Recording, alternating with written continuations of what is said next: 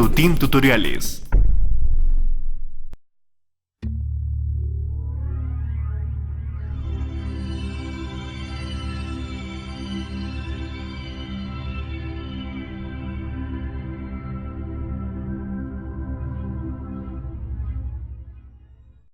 Bienvenidos a la sesión 4 de nuestro curso básico de lenguaje C. De acuerdo a nuestro temario, el día de hoy veremos el tema de variables y constantes. Para esto, hemos dividido la sesión en 6 partes, las cuales son significados, declaración, tipos de datos, asignación a arrays, entrada e impresión de datos y finalizaremos en la práctica. Para iniciar a programar en C, necesitamos nuestro compilador. Si aún no tienes uno, puedes obtenerlo en la sección de descargas de nuestro sitio web. Una vez sabiendo esto, comenzamos. En lenguaje C, una variable se compone por un tipo de dato, un identificador y un valor, el cual puede cambiar a lo largo de la ejecución de un programa. Existen dos tipos de variables, las globales y las locales. Una variable global existe y tiene valor desde el principio hasta el final de la ejecución del programa. En otras palabras, puede usarse en cualquier parte del mismo. Una variable local existe y tiene valor desde su punto de declaración hasta el final del bloque donde está declarada. En otras palabras, puede usarse solo entre las llaves de la función en la que fue declarada. Conforme avancemos en las prácticas del curso, esto quedará más claro. Una constante en C también se compone por un tipo de dato, un identificador y un valor, pero a diferencia de una variable, su valor es fijo y no cambia durante la ejecución del programa. Ahora veremos la sintaxis de declaración de variables y constantes. Para las variables, como lo hemos mencionado, se componen por un tipo de dato, un identificador y un valor. Aquí tenemos dos formas de declarar una variable. En la primera, tenemos un tipo de dato, su identificador, que como vimos en la sesión pasada, es un nombre. Este tipo de declaración se hace con la intención de que en otra parte del programa le asignemos un valor a la variable. En la segunda línea, vemos que inicializamos a la variable asignándole un valor, usando el signo de igual. Como vemos, ambas declaraciones finalizan con punto y coma. Es importante saber que una variable debe de ser declarada antes de ser utilizada, o bien puede ser inicializada en el momento de ser declarada, que es lo que hemos explicado con estas dos líneas de código. Por ejemplo, tenemos las siguientes declaraciones. En la primera, estamos declarando una variable de tipo entero, con el identificador edad. En otras palabras, declaramos una variable de tipo entero llamada edad. En el segundo ejemplo, tenemos una variable igual, solo que aquí inicializamos la variable, asignando el valor 19. Como vemos, son ejemplos diferentes. Cuando programemos, debemos escoger solo una de estas dos declaraciones. Otro ejemplo es este, en donde cambiamos el tipo de dato, en este caso por un float, que almacena números con punto decimal. En el primero, solo lo declaramos, y el segundo, al declararlo, también lo estamos inicializando, asignándole el valor 10.5. La declaración de una constante es muy similar. También tenemos dos formas de hacerlo. En la primera línea, como vemos, es igual a la sintaxis de una variable, cuando le asignamos un valor. Solo es necesario agregar el calificador const, y con esto estamos fijando el valor de la constante, el cual no cambiará a lo largo del programa. Otra forma de declarar una constante es utilizando la directriz define, el cual se declara usando el signo de gato o almohadilla, seguido de la palabra define. También tiene un identificador, pero para este caso la asignación del valor no lleva el signo igual, ni tampoco finaliza con punto y coma. A continuación tenemos dos ejemplos. En la primera línea estamos declarando una constante de tipo entero llamada edad, la cual tiene como valor el número 17. Es decir, que cuando usemos la constante edad, siempre tendrá el valor 17. En la segunda línea estamos declarando a la constante llamada pi, la cual tiene un valor de 3.1416. Es importante saber que usando define, no es necesario tener un tipo de dato.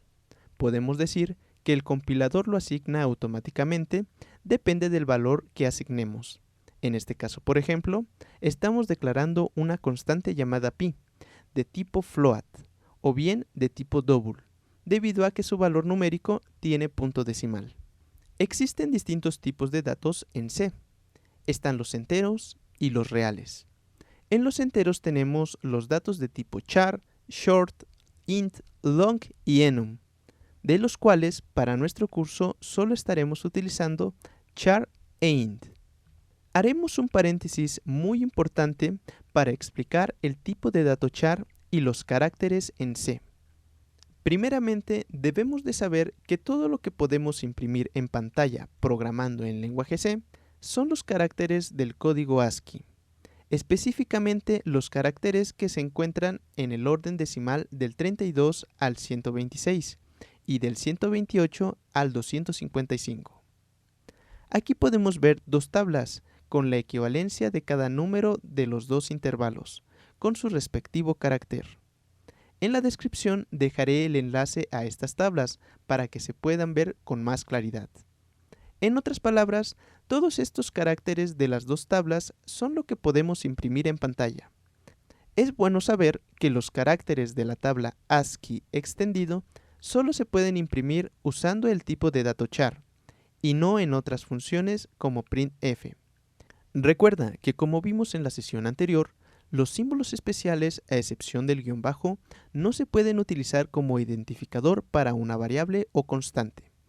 Por tanto, todos los que vemos aquí en las dos tablas sí se pueden utilizar, pero solamente para imprimirlos. Te recomiendo que veas las veces que sean necesarias este paréntesis, para que lo comprendas y una vez comprendido, veamos nuestro tipo de dato char. El tipo de dato char se puede utilizar de tres formas. La primera nos permite almacenar solamente un carácter de los que se muestran en la primer tabla del código ASCII que vimos hace un momento. Este carácter que elijamos lo podemos asignar directamente desde el teclado a nuestra variable de tipo char cuando estemos programando. Esto lo veremos a detalle más adelante. La segunda forma de usarlo es su equivalencia en ASCII. Aquí podemos asignar un valor numérico sin comillas. Depende del carácter que queramos. Este valor numérico puede ser, por ejemplo, 30, 60, 59, etc. Cualquier número que se encuentre en alguno de los dos intervalos de las tablas de código ASCII, que como vemos van del 32 al 126 y del 128 al 255. Por ejemplo, le asignamos un valor 164 a la variable letra-n, de tipo char. Cuando lo imprimamos, en pantalla se mostrará la letra ñ. Si llegamos a asignar un número diferente a los que están en los intervalos, al momento de imprimirlo simplemente se mostrará el carácter nulo. Así que si nuestro programa necesita imprimir muchos caracteres especiales, siempre será bueno tener este par de tablas a la mano. La tercera forma de utilizar el tipo de dato char es como cadena, o también llamado array.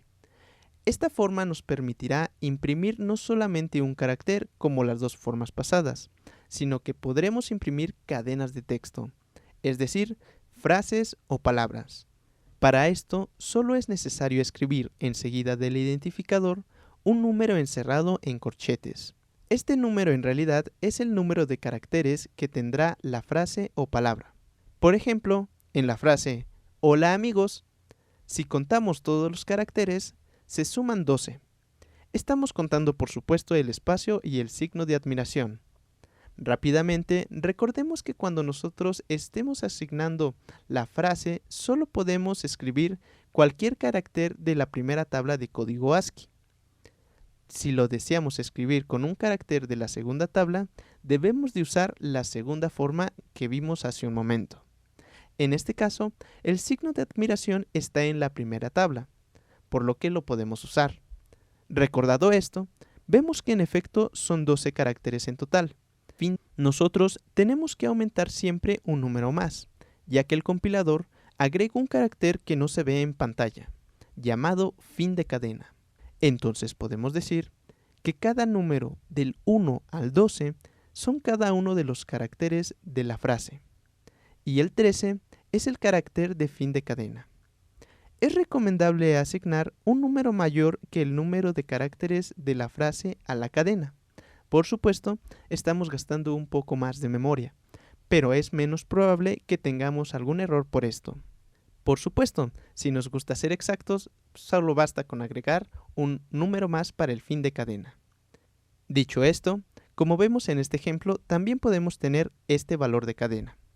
A pesar de que son más caracteres reservados para la frase, si no los escribimos no se imprimirán. Solo se imprimirán los que están entre comillas. Sin embargo, no podemos reservar solamente 12 caracteres, ya que nos faltaría el de fin de cadena. Por lo tanto, el compilador no sabría interpretar esta información y nos imprimiría el mensaje, sustituyéndolo por los caracteres nulos u otros caracteres, regularmente símbolos especiales. Estas son las tres formas de utilizar el tipo de dato char. Es de suma importancia recordar que todo lo que imprimamos en char es solo eso, solo caracteres que se imprimen.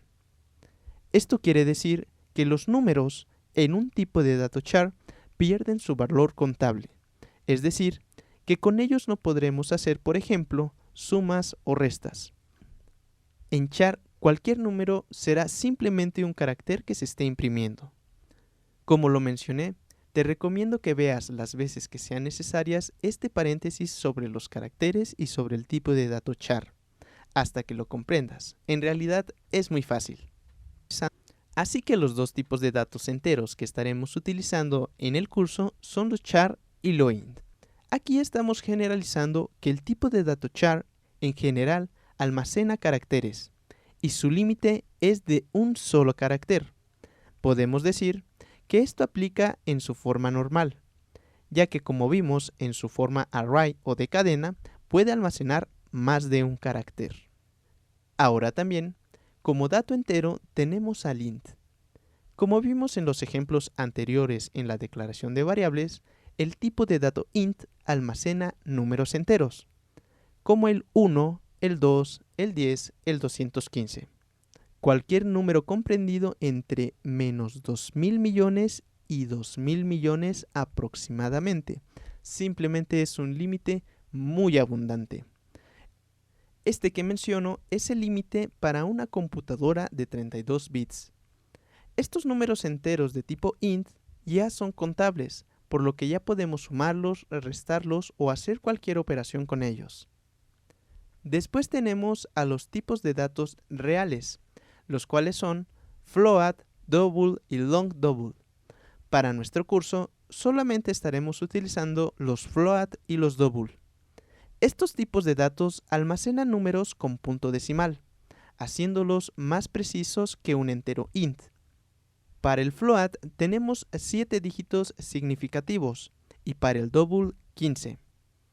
Ambos, como vemos, superan por mucho el límite de los enteros, así que prácticamente no tendremos un límite para utilizar este tipo de números en C.